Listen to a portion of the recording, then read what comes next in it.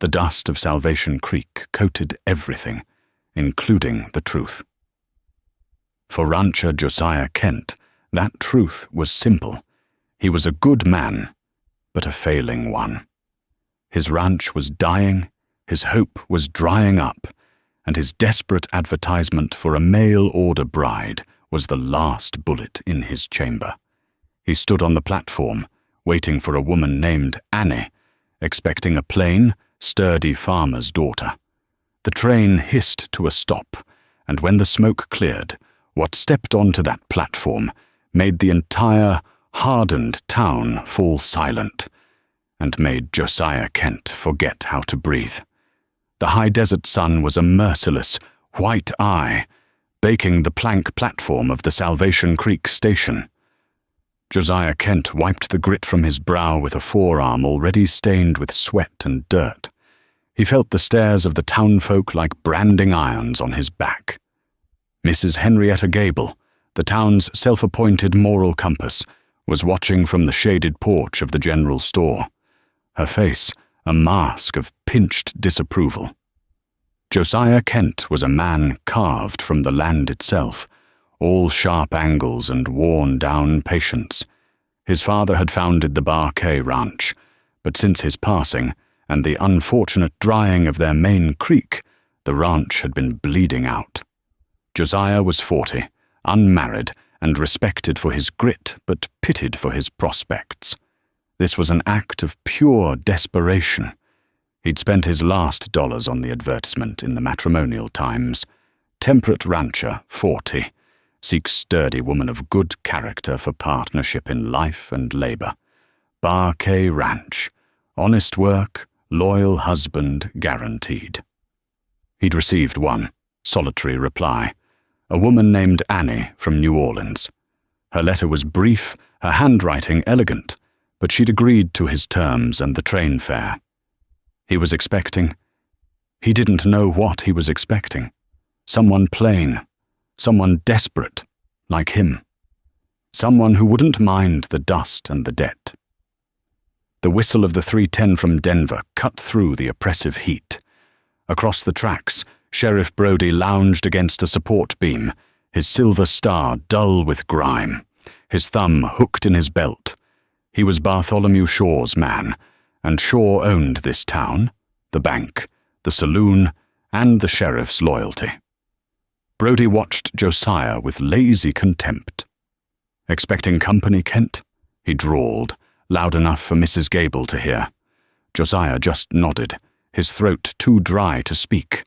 The locomotive thundered past, a black dragon breathing steam and soot, and screeched to a halt. A few weary travelers disembarked, a drummer in a dusty suit, a family of homesteaders looking even more broken than Josiah felt. He looked for a woman alone, someone with a cheap valise and sensible shoes. No one. His heart sank. She hadn't come. He'd be the town's fool and broke. "That's all of them," the conductor called. But just as Josiah was turning to go, a final figure appeared in the doorway of the Pullman car, a car he couldn't have afforded a ticket for in his wildest dreams. The figure paused, silhouetted against the dark interior. Then she descended. The station went utterly, profoundly silent. The only sound was the clack of high-quality leather boots on the wooden steps. This was not Annie. This was a woman who seemed to have stepped from a different world. She wore a tailored traveling suit of deep burgundy, with a bustle that was fashionable but not frivolous. A veiled hat was perched on hair that was elegantly coiled. But it wasn't the clothes that stopped Josiah's heart. The woman was black. She was, to Josiah's mind, the most elegant and poised human being he had ever seen. She moved with an impossible, liquid grace, ignoring the stares. Her skin was the color of rich coffee, and her features were fine and sharp, her gaze sweeping the platform with an intelligence that was almost alarming. She carried no heavy valise. She carried a small, expensive-looking leather satchel. A porter followed her, struggling with a massive steel-bound trunk. She scanned the small crowd, her eyes passing over the stunned sheriff, the gaping Mrs. Gable, and landed on Josiah. He was the only one holding a crumpled hat and looking like he was expecting someone. She moved toward him, her heels clicking a death knell for his reputation. "Mr. Josiah Kent?" she asked. Her voice wasn't the drawl of the South or the twang of the West. It was crisp, educated, and held zero trace of subservience. It was a voice that gave orders, not one that took them. Josiah, who had been fighting Shaw's land grabs and droughts for 5 years, found he had no air in his lungs. He couldn't speak. He just stared, his mind a total howling blank. She raised a perfectly plucked eyebrow. "Mr. Kent, I am Annalise Dubois. I believe you were expecting me." Annalise, not Annie. From across the way, Sheriff Brody let out a low, ugly laugh. "Well, I'll be," he spat, loud enough for the wind to carry. "Looks like Kent ordered himself the deluxe model. Wrong catalogue, wasn't it?" Josiah's paralysis broke. A deep, cold anger, the only emotion he had left, surged through him. He didn't look at Annalise. He locked eyes with the sheriff. "Brody," Josiah said, his voice a low rasp, "you will shut your mouth. This lady is my guest." He turned to Annalise, his face burning, and finally managed to tip his hat. "Ma'am," he choked out. He took her satchel. It was heavier than it looked. "Welcome to Salvation Creek." She didn't smile. She just gave a sharp, appraising nod, as if he'd passed a test she hadn't told him he was taking. "Thank you, Mr. Kent. Shall we?" He led her to his wagon, the sound of their footsteps on the platform echoing in the dead, judgmental silence of the town. He'd wanted a wife.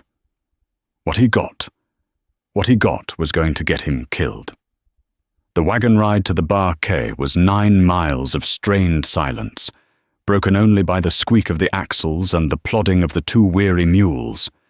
Josiah had loaded her steel-bound trunk, which had taken both him and the porter to lift. It was far too large and heavy to contain just dresses. Josiah drove, his knuckles white on the reins. He could still feel the town's collective gaze on his back, long after the last shanty of Salvation Creek had disappeared behind the Red Rock canyons. He was a plain man. He understood horses, drought, and debt. He did not understand the woman sitting beside him. She did not shrink from the sun. She did not complain about the dust settling on her fine burgundy suit. She sat perfectly erect, her hands folded in her lap, and she watched. She watched the landscape not as a newcomer, but as a surveyor. "That ridge," she said suddenly, her clear voice startling him. "Who owns it?" Josiah squinted. "That's Shaw property, Bartholomew Shaw. He owns most of what you can see, and what you can't." "The man at the station," she stated. "The one with the star. Sheriff Brody. He's on Shaw's payroll." Josiah felt the need to be honest. This whole situation was so far past propriety that lies felt useless. "And the creek bed we just passed," she continued. "It's dry. Is that natural?" A knot tightened in Josiah's stomach. "It used to be our main water source, the bar quay's lifeblood. It dried up, sudden-like, 2 years back, right after Shaw bought the land upstream." "Convenient," she murmured, more to herself than to him.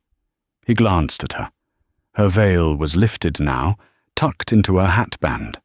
Her face was calm, but her eyes were sharp. This was not the conversation he'd expected. He'd rehearsed speeches about the broken stove and the leaking roof, apologies for the life he was offering. "Miss Dubois?" he began, his voice cracking. "You may call me Annalise," she said coolly. "Annalise.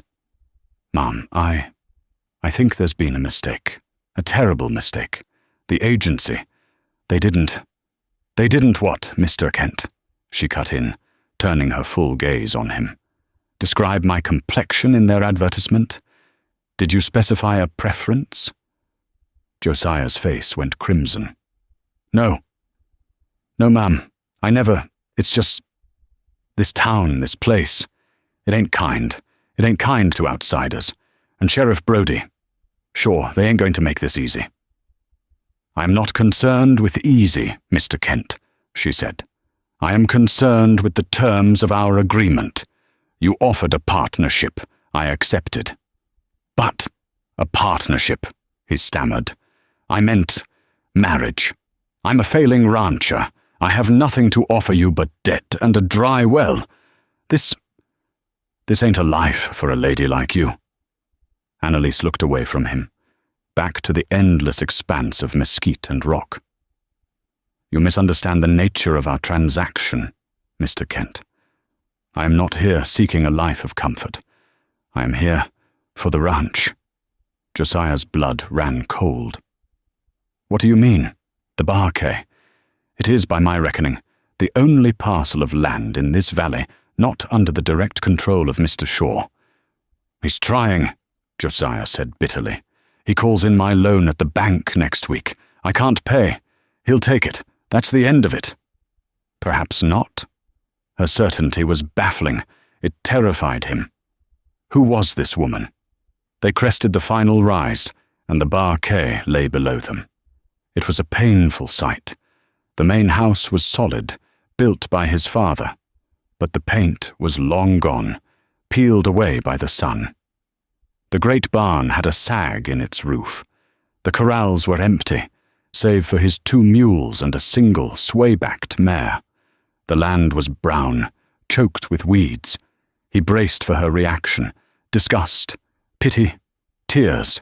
Annalise surveyed the ruined dream of his father and said only one word. "Defensible." Josiah stared at her. "Ma'am? The house is stone-built, not timber. Good lines of sight from the porch. The barn, the roof is a liability, but it commands the approach to the creek bed. It's defensible." "Defensible? Against what?" Annalise finally turned to him, her eyes as hard and clear as glass. "Against Mr. Shaw, Mr. Kent. Now, if you'll be so kind as to help me with my trunk. It is heavy."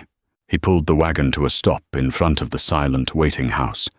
He was a man drowning, and the hand that had reached for him was not offering rescue. It was offering a sharpening stone. He helped her down. She did not take his hand, but stepped lightly from the wagon wheel. She walked onto the porch and ran a gloved finger along the dusty railing.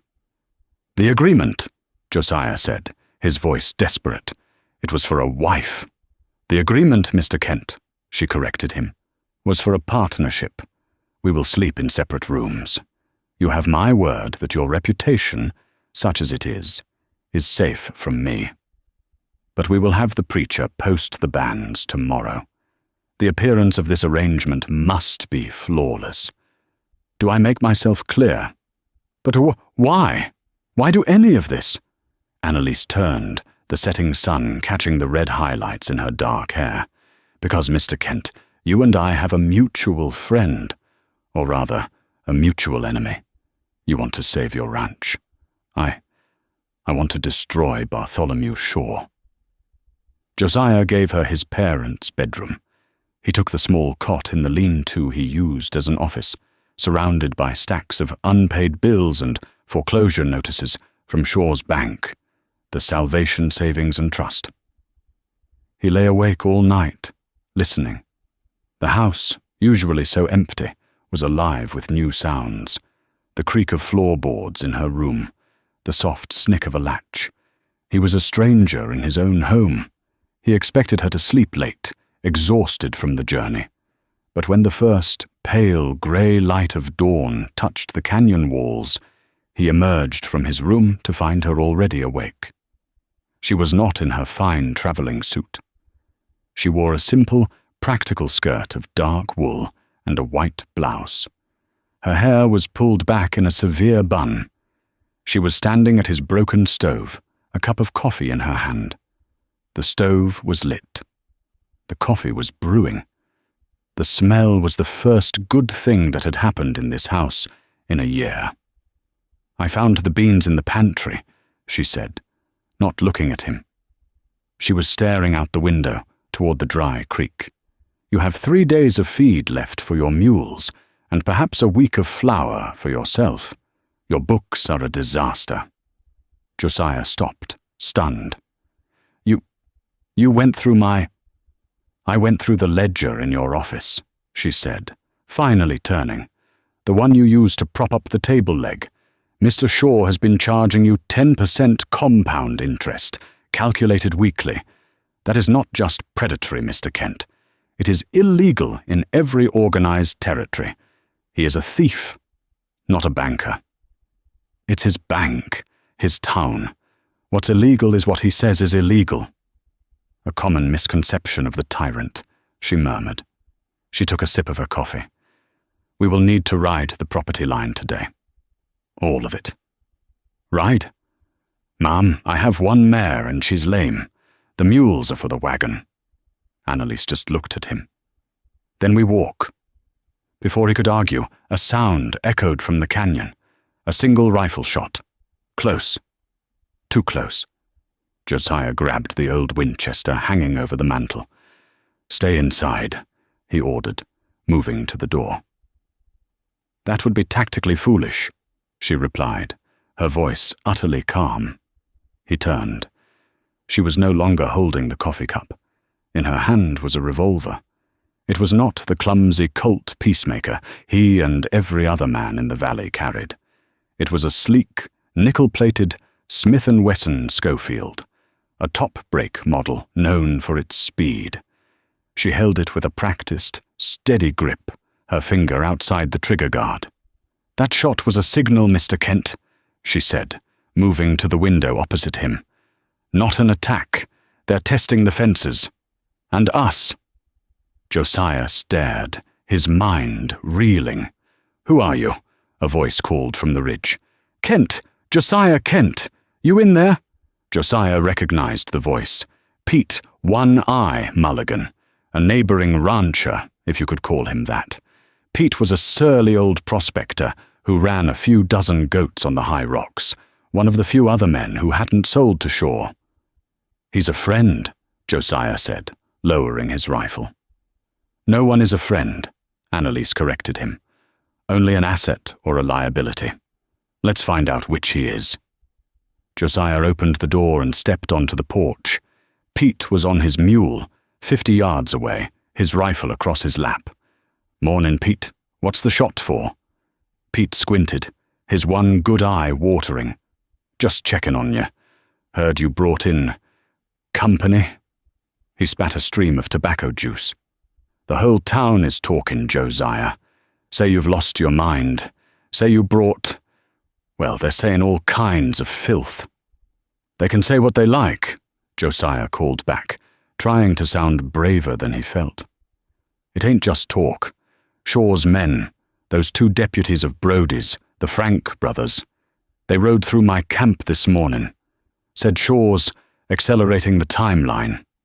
He wants your land, Josiah, and he wants it now. He's not waiting for the banknote."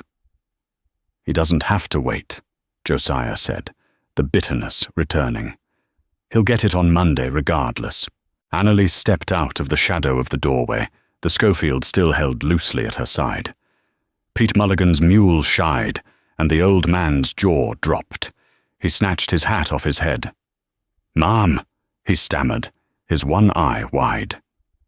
"Mr. Mulligan," Annalise said, her voice carrying easily. "A pleasure. Mr. Kent and I were just discussing Mr. Shaw's business practices. Tell me, how did your wife pass?" The question was so sudden, so sharp, it was like a slap. Pete's weathered face darkened. What's that to you, Ma'am?" "She died of the fever, I'm told," Annalise pressed. 3 years ago, just after the new doctor, Dr. Silas. Wait, my apologies, Dr. Croft. No, I am mixing up my lists. Ah, yes, Dr. Jameson. Arrived in town. The one Shaw hired for the new clinic. Self-correction. Silas and Croft are forbidden names. Jameson is fine." "It was the will of God," Pete said, his voice low. "Was it?" Annalise said. "Or was it the patent medicine he prescribed, the one containing arsenic and lead, bottled by a company in St. Louis? A company, it turns out, in which Mr. Bartholomew Shaw is the sole stockholder." Josiah and Pete both stared at her. How in the hell?" Pete whispered. "My trunk, Mr. Mulligan," Annalise said.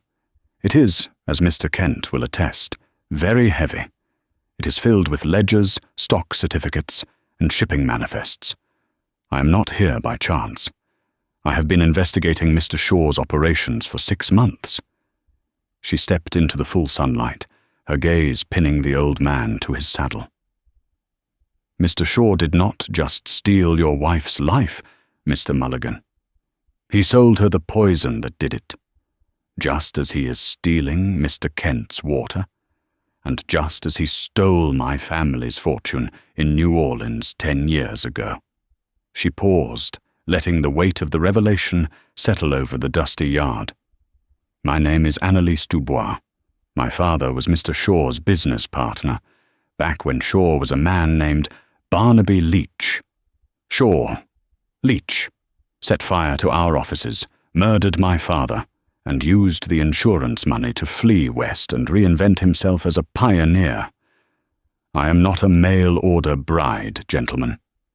She raised the revolver, the morning sun glinting on the nickel. "I am a Pinkerton agent, and I am here to bring him to justice, or to hell." The silence that followed her declaration was heavier than the steel trunk itself. Pete Mulligan, a man known for his cynicism, looked as though he'd seen a burning bush. Josiah simply felt the ground shift beneath his feet. All his problems, the debt, the drought, the loneliness, had just been eclipsed by a reality he couldn't have imagined. He was harboring a private detective, a black woman detective, a Pinkerton. A Pinkerton? Pete stammered. Like the ones the railroads hire.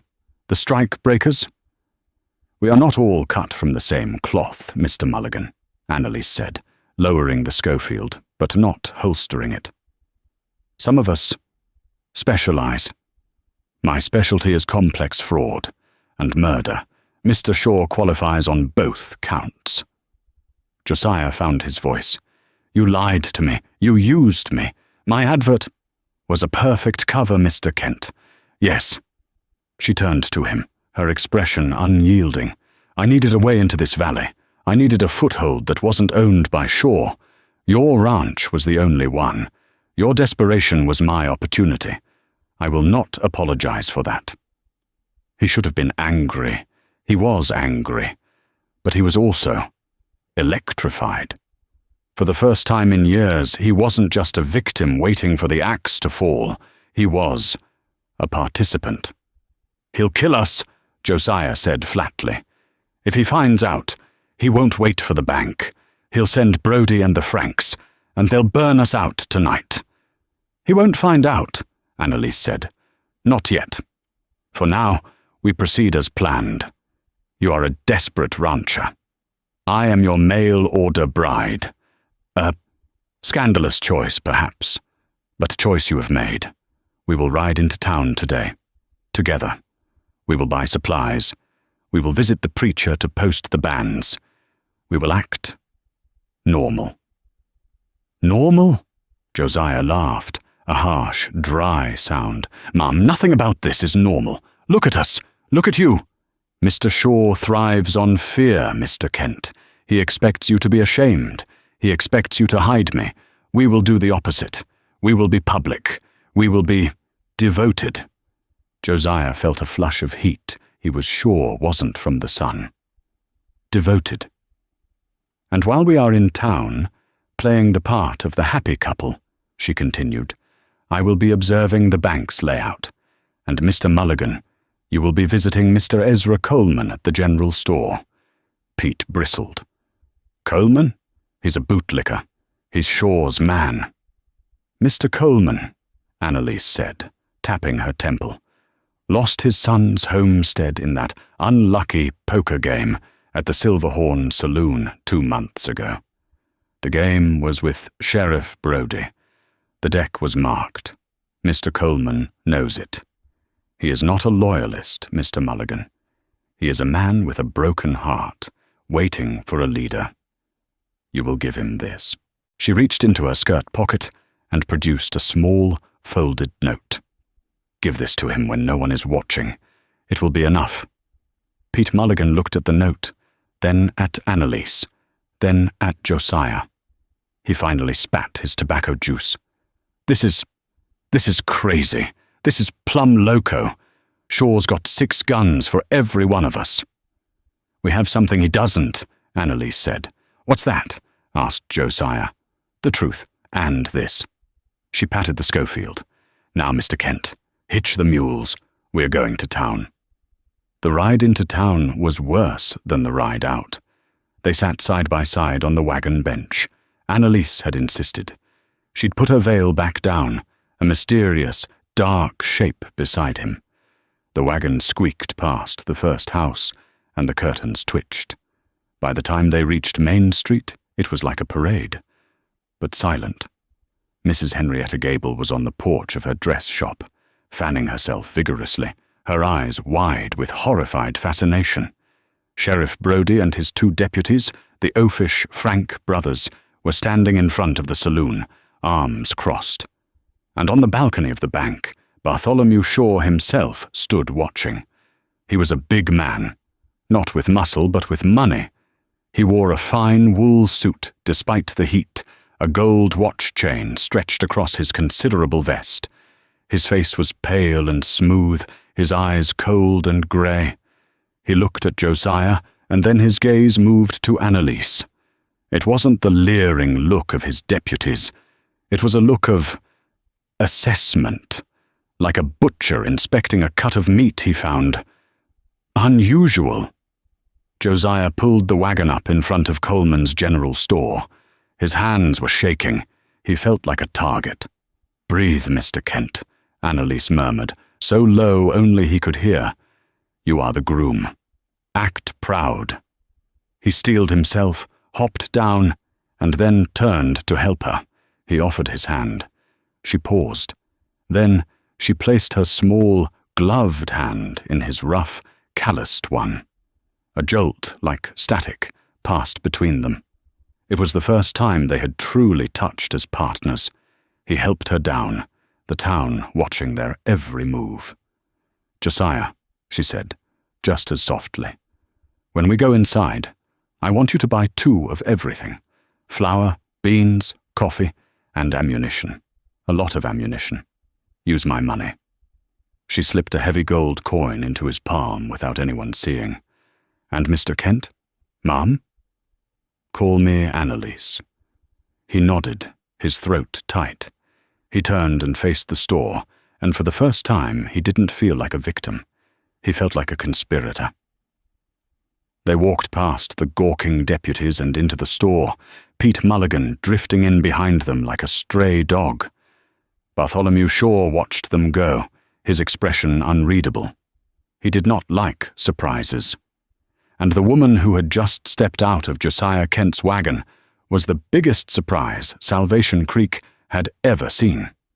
The general store was cool and dark, smelling of tobacco, brine pickles, and canvas. Mr. Ezra Coleman, a thin, bird-like man with spectacles, was behind the counter, pretending to organize tins. He visibly flinched when Josiah and Annalise entered.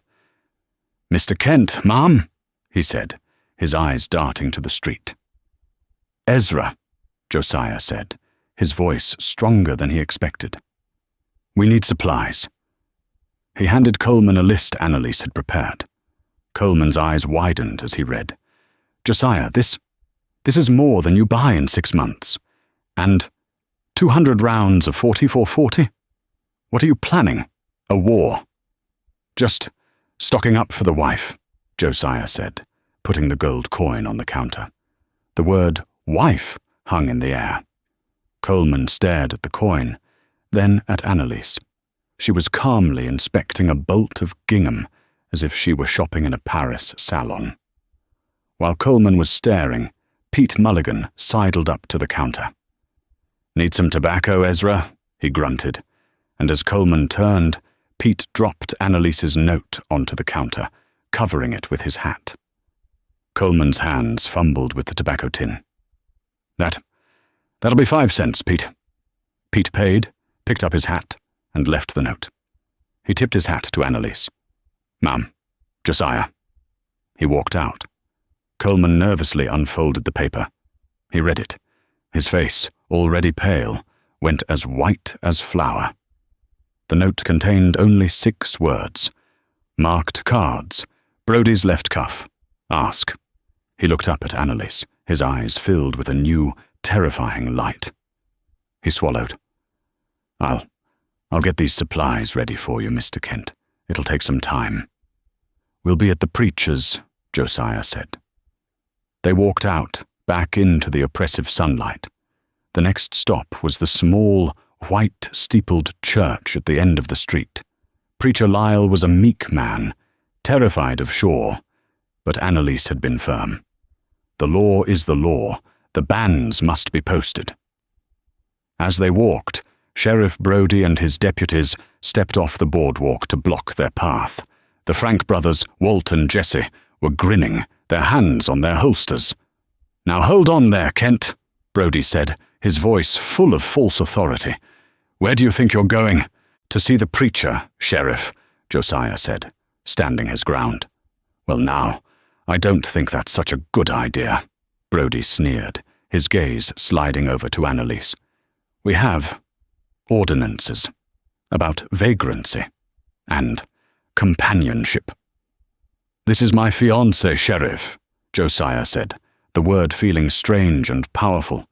"She is not a vagrant." "Fiancée? That's a good one," Jesse Frank cackled. "Did you order her from a catalogue, Kent? What page was she on?" Before Josiah could lunge, Annalise spoke. Her voice was not loud, but it cut through the street noise like a razor. "Sheriff Brody," she said, addressing him directly. "Your badge is crooked." Brody instinctively glanced down. "What?" "It's a metaphor, Sheriff. Much like your poker game. I believe you prefer a 4-ace deck, don't you? Especially when playing against desperate homesteaders like Mr. Coleman's son." The blood drained from Brody's face. The Frank brothers looked confused, but Brody understood. He knew instantly that she was not just some woman. She knew something.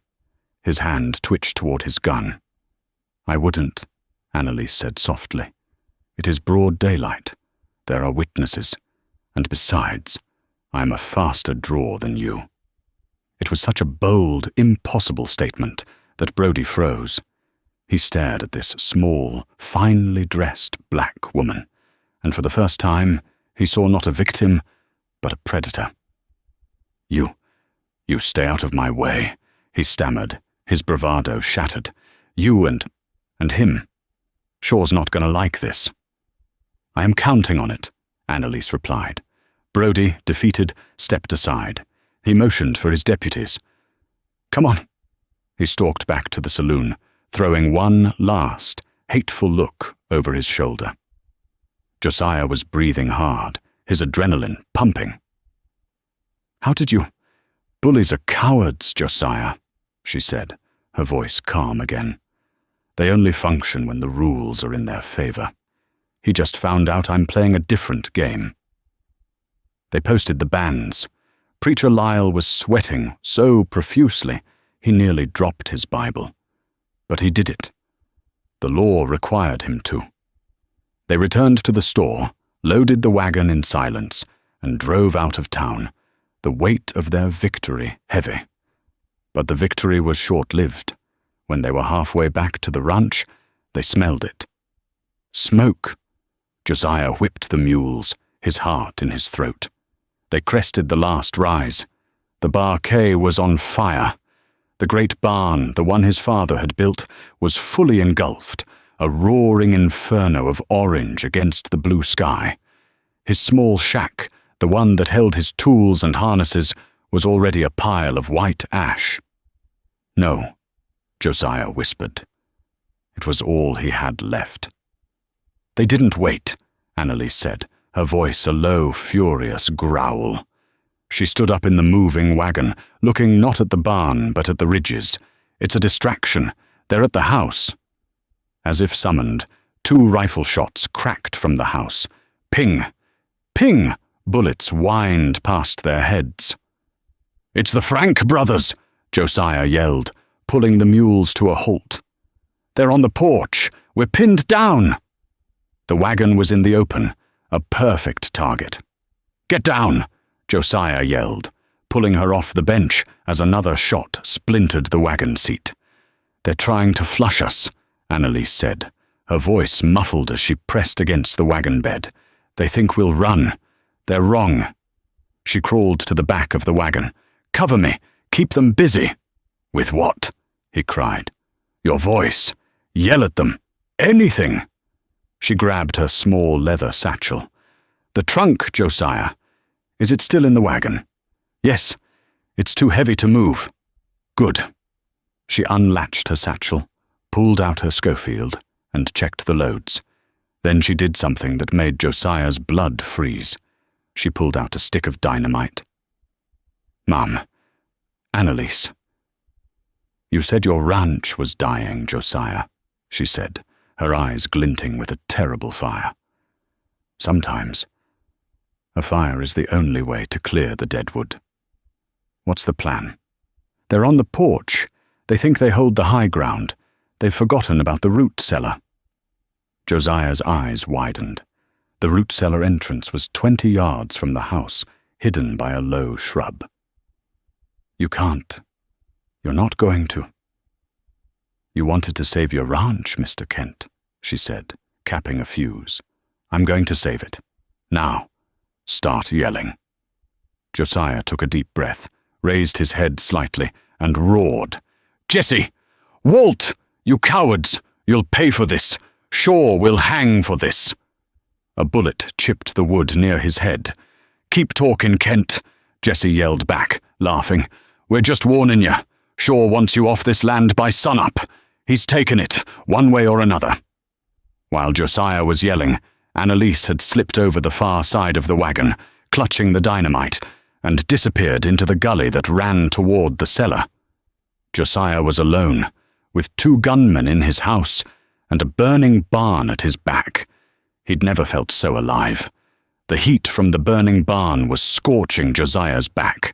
He kept up a steady stream of curses at the Frank brothers, drawing their fire, splintering the wagon bed to pieces. Each shot they took was one less they'd have for Annalise. He was counting. He'd counted 10 shots. They were using rifles, probably Winchesters.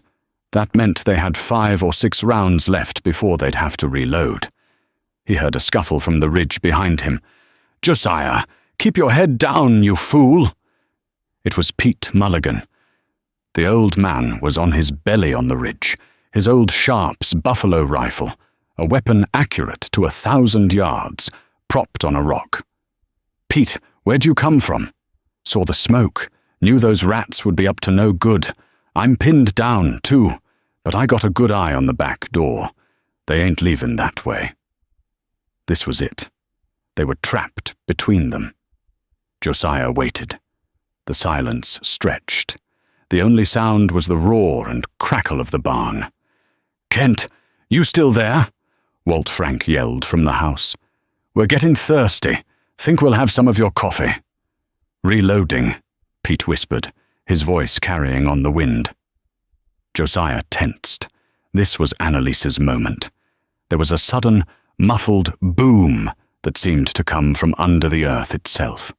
The porch of the house, where the Frank brothers had been standing, visibly jumped.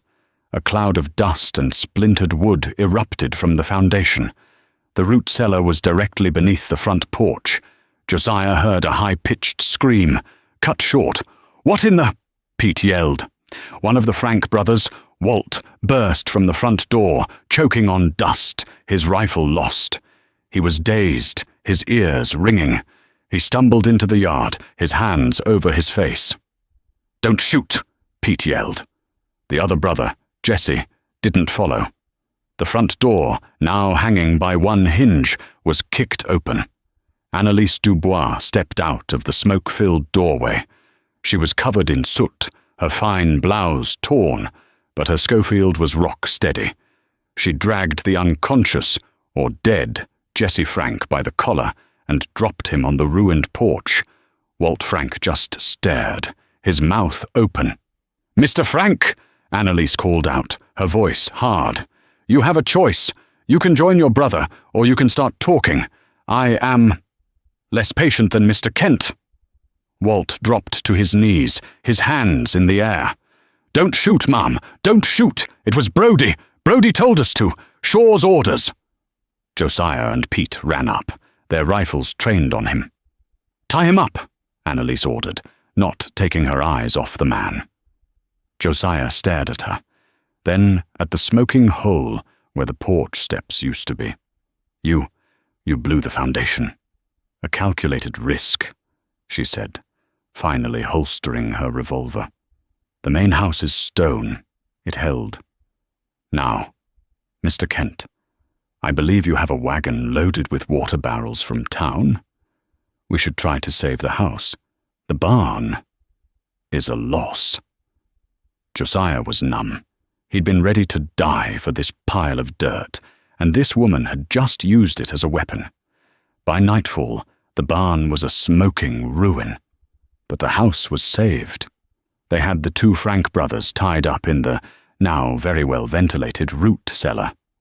Walt had confessed everything, how Shaw had hired them to poison the Barkays' cattle, how Brody had helped rig the accident that diverted the creek, and how the plan for today was to burn the ranch and, accidentally, kill Kent and his new bride in the fire. They sat at the kitchen table, the three of them, Josiah, Annalise, and Pete Mulligan. The steel-bound trunk was on the table, open. It was not full of clothes. It was an arsenal and an office. It held 3 more Schofield revolvers, 2 Winchester rifles, boxes of ammunition, and ledgers. Dozens of them.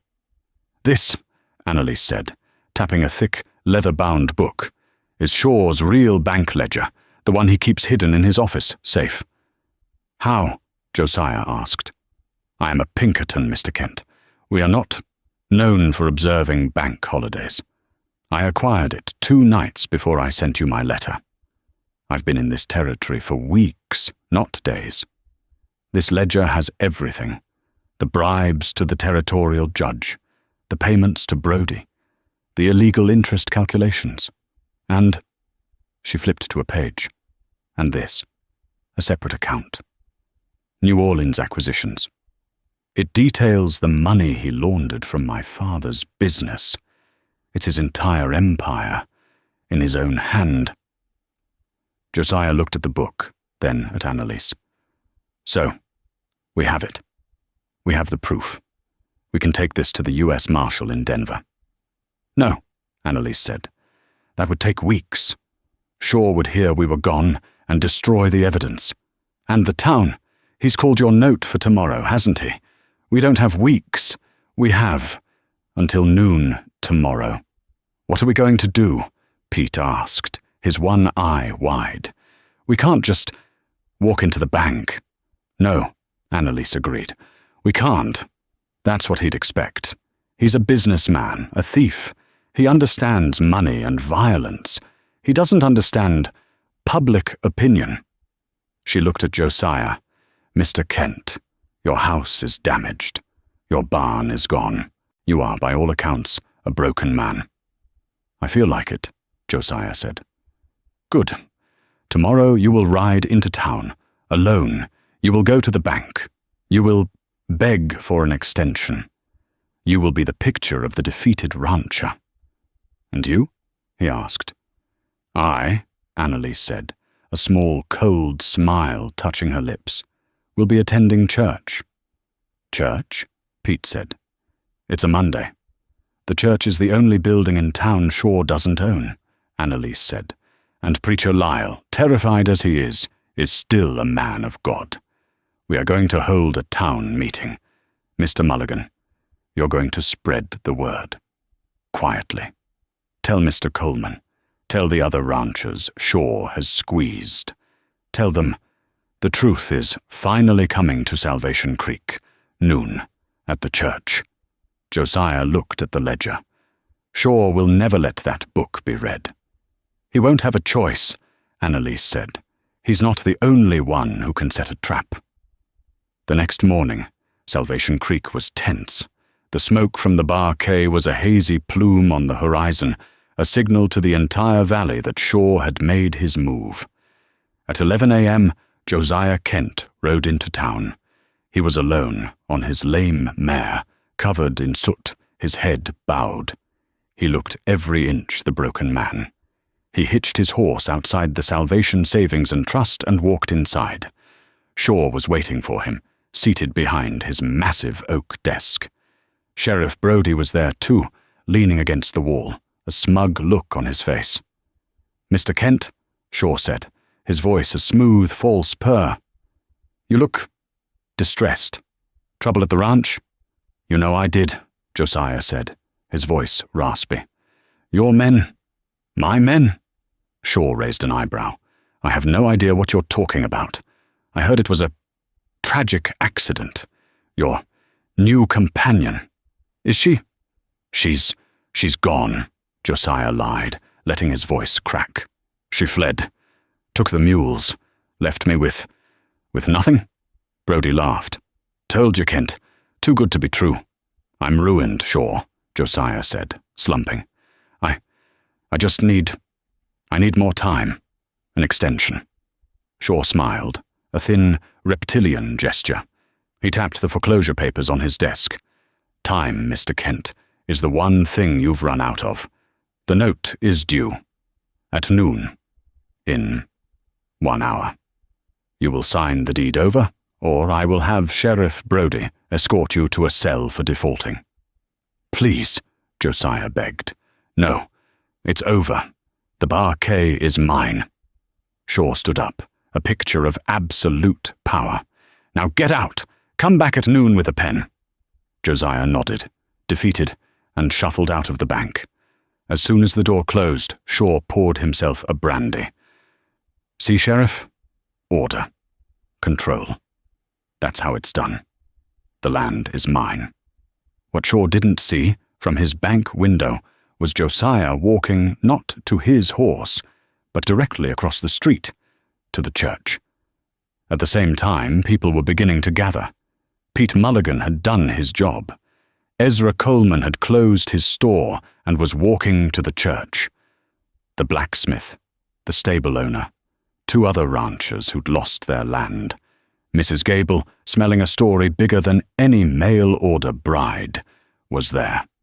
In all, 20 people, the heart of Salvation Creek, were filing silently into the pews. At 11:45 a.m., Annalise Dubois walked in. She was not the soot-covered fighter from the night before. She was immaculate. She wore a simple but elegant black dress, her hair coiled perfectly. She carried only a small, leather-bound book. She walked to the front and stood behind the pulpit. Preacher Lyle was hiding in the vestry, but he'd left the door unlocked, as promised. Josiah walked in and stood by the door. At noon, the bell in the church tower began to toll. In the bank, Shaw heard it and frowned. "Who's tolling the bell? It's not Sunday." Sheriff Brody looked out the window. "Shaw, you better see this. The church, it's full, and Kent's there. And her." Shaw's face went pale. He grabbed his coat. "It's a trick. Stop them." Shaw, Brody, and 2 newly deputized thugs, to replace the Franks, stormed across the street and burst into the church. "What is the meaning of this?" Shaw bellowed, his voice echoing in the sacred space. "This is a private—" "It's a public assembly, Mr. Shaw," Annalise said from the pulpit. Her voice was calm, but it filled the room. "And you are the guest of honor." "This is nonsense," Shaw roared. "Sheriff, arrest this woman. Arrest them all. They're trespassing." On what grounds, Sheriff? Annalise asked. Preacher Lyle has kindly lent us his space. Now please take a seat. We're here to discuss the finances of Salvation Creek. I am the finances of Salvation Creek. That, Annalise said, is precisely the problem. She opened the ledger. Mr. Coleman, she said, her voice ringing out. On August 4th, your son lost his homestead to Sheriff Brody. The deed was transferred to Mr. Shaw for $1, but the ledger shows Mr. Shaw had paid Sheriff Brody $500 that same morning. A bonus, he called it. Coleman gasped. Brody went for his gun. I wouldn't, Josiah said. He was standing by the door, his Winchester now in his hands. Pete Mulligan was in the choir loft, his Sharps rifle resting on the railing. Mrs. Gable, Annalise continued, your dress shop. You pay rent to Mr. Shaw. He raised it, let's see, 300% last month, claiming property taxes. But this ledger shows the tax assessor for the entire territory is on Mr. Shaw's payroll. He hasn't paid a dime in taxes in 3 years. Mrs. Gable looked like she might faint. He's been robbing all of you, Annalise said. He's been charging illegal interest. He's been poisoning your water. He's been murdering your wives. The church erupted. Lies! Shaw screamed, his face purple. She's a Pinkerton agent, Annalise finished for him. My name is Annalise Dubois. And 10 years ago, in New Orleans, this man, then known as Barnaby Leach, murdered my father and stole my family's fortune. This ledger, his ledger, proves it all. Shaw was trapped. The town was looking at him, their faces a mixture of horror and cold fury. Brody, shoot them! Shoot them now! Shaw shrieked, his mask of control completely gone. Brody, seeing the townsfolk rise, seeing Pete's buffalo gun pointed at his chest, slowly, very slowly, took his hand away from his gun. I can't, boss. There's too many. You're all fools, Shaw spat. You have no authority. Even if this witch is who she says, you need a marshal, and there isn't one for 200 miles. That, said a calm voice from the vestry, is where you are incorrect, Mr. Leach. The door to the vestry opened.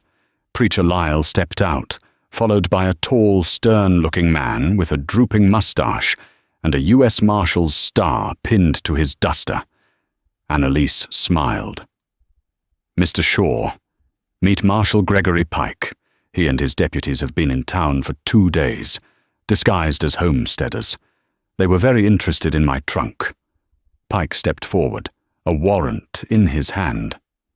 Bartholomew Shaw, also known as Barnaby Leach, I have a warrant for your arrest from the state of Louisiana for murder, and another from the U.S. Treasury for fraud. Sheriff Brody, you're under arrest for conspiracy and aiding a fugitive. Shaw's world collapsed. He looked at Annalise, his face a mask of pure, unadulterated hatred. He'd been beaten. Not by a gun, not by a man, but by a woman. By this woman. And a book of numbers. He let out an animalistic roar and lunged, not for the door, but for Annalise. He never made it. Josiah didn't fire. He didn't have to. He simply stepped forward and hit Bartholomew Shaw with the butt of his Winchester. The sound of the solid wood connecting with the banker's jaw was the most satisfying sound he had ever heard. Shaw collapsed to the church floor, unconscious. The room was silent. Annalise looked at Josiah, a flicker of something in her eyes. Gratitude, respect. She closed the ledger. The bank is now in receivership, under the authority of the U.S. government. Your loans are frozen. The Barquet is safe, Mr. Kent. Josiah just nodded, his knuckles white on his rifle. Welcome to Salvation Creek, ma'am. 1 week later, the 3:10 train was once again idling at the Salvation Creek station. The air felt different. The sun was the same, but the oppressive weight was gone. Bartholomew Shaw and Sheriff Brodie were long gone, in chains, on a prison train heading east. Marshal Pike had deputized Pete Mulligan, who now wore the star with comical pride, until a permanent replacement could be sent.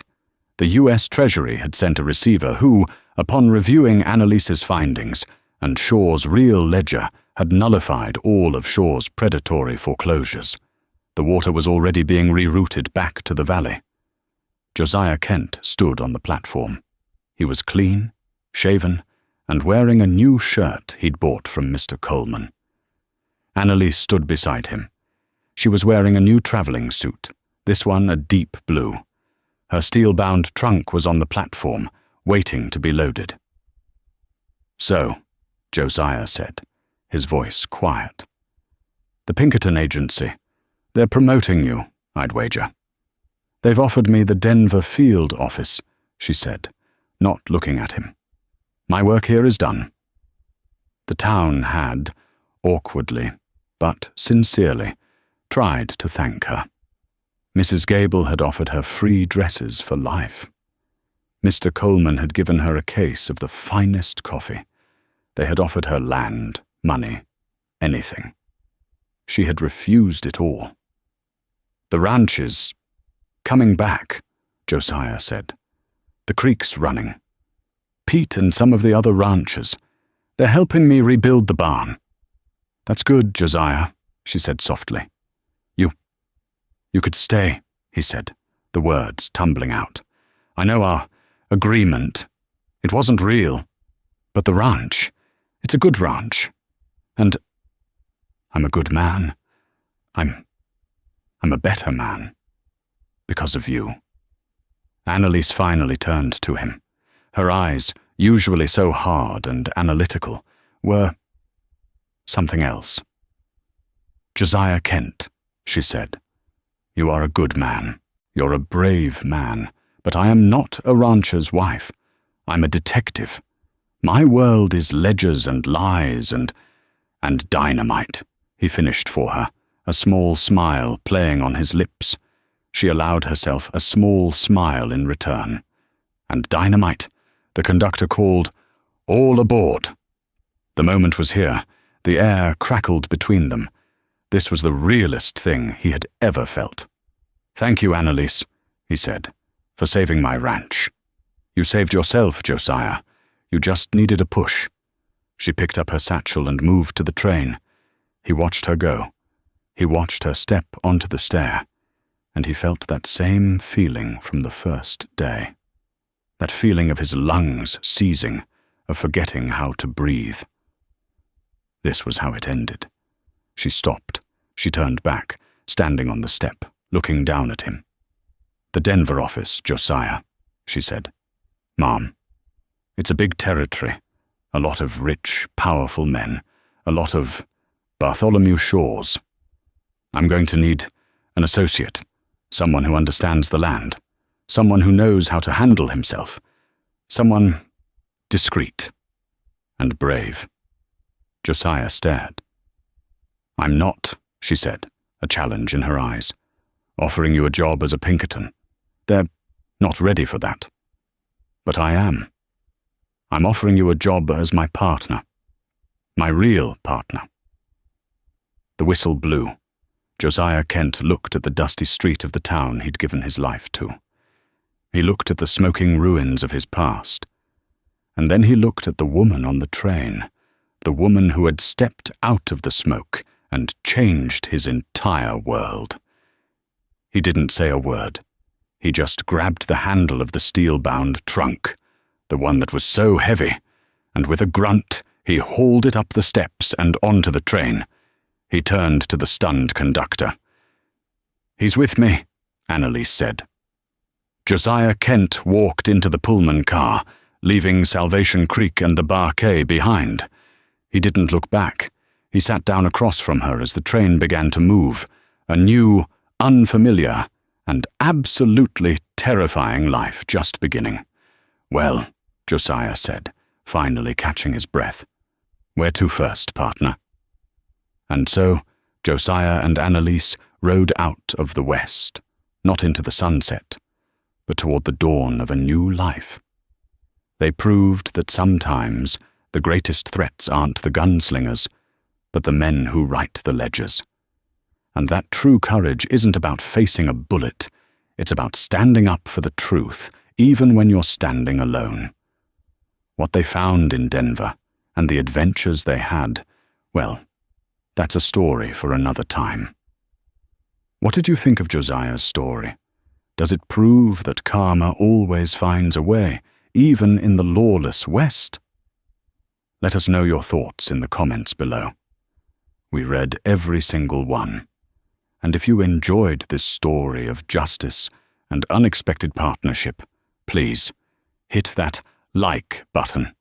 Share this video with someone who needs to see it, and be sure to subscribe for more stories where the underdog finally gets their day. Thank you for watching.